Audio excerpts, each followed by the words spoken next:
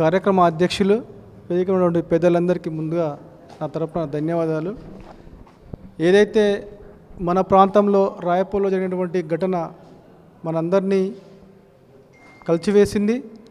ఇలాంటి ఘటనలు మళ్ళీ పునరావృతం కాకుండా భవిష్యత్తులో కులాలకు మతాలకు అతీతంగా మనమందరం ఐకమత్యంగా ముందుండి ఈ ప్రాంతమే కాదు ఈ రాష్ట్రంలో మనం అందరం పోరాల్సిన అవసరం ఉంది.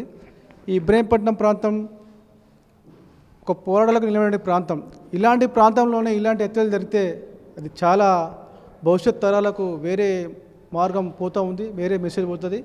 ఏదేమైనా గతంలో ఈ ప్రాంతంలో మనం ఎలా హింసలకు వ్యతిరేకంగా మొత్తం పోరాటం చేసినటువంటి చరిత్ర ఉంది కాబట్టి ఇప్పుడు కూడా ఈ ప్రాంతంలో ఈ కులాలకు మతాలకు ఇలాంటి కుల దురహంకారాలకు వ్యతిరేకంగా ఖచ్చితంగా కేవీపీఎస్తో పాటు ఇతర ప్రజా సంఘాలని కలుపుకొని భవిష్యత్తులో మరింత ఉత్తరాన్ని పోరాటం చేయడం కోసం యాచార మండల కమిటీగా మేము కూడా ప్రయత్నం చేస్తామని తెలియజేసుకుంటూ కేవీపీఎస్ నిర్వహించినటువంటి ఈ కార్యక్రమానికి వచ్చినటువంటి స్కైలాబ్ అన్న కూడా ముఖ్యంగా తన యొక్క అమూల్యమైన సందేశం చాలా గొప్ప విషయాలు చెప్పిండు. తనకు కూడా ప్రత్యేకమైన ధన్యవాదాలు ముగిస్తాను. ఫ్రెండ్స్, నాగమణికి అందరూ అండదండలుగా ఉండి సలహాలు సూచనలు ఇచ్చినటువంటి వివిధ ప్రజా సంఘాల నాయకులకు, సామాజిక సంఘాల నాయకులకు అందరికీ ధన్యవాదాలు తెలియజేస్తున్నాం.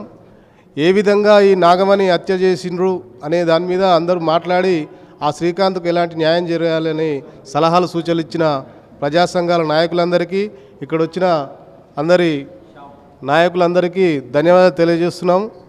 అదేవిధంగా ఈరోజు ఈ నిర్వహించినటువంటి కార్యక్రమానికి జేఏసీగా ఏర్పడి రాబోయే రోజులలో ఇలాంటి కుల దురహంకార హత్యలు జరగకుండా అందరూ సంఘటితమై పోరాడి ఓ కార్యాచరణ చేసుకొని రాబోయే రోజులలో ఇలాంటి హత్యలకు తావీయకుండా అందరూ ముందుండి పోరాడాల్సిన అవసరం ఎంతైనా ఉంది.